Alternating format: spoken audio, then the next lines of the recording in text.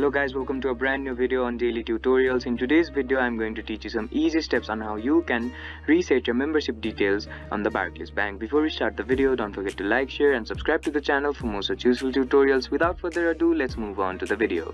First of all, make sure that you're connected to the internet. Once you make sure that you're connected to the internet, open up a web browser.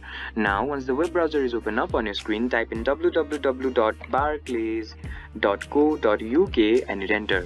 After the home page of the Barclays Bank opens up on your screen, you'll see the login button on the top right corner of your screen.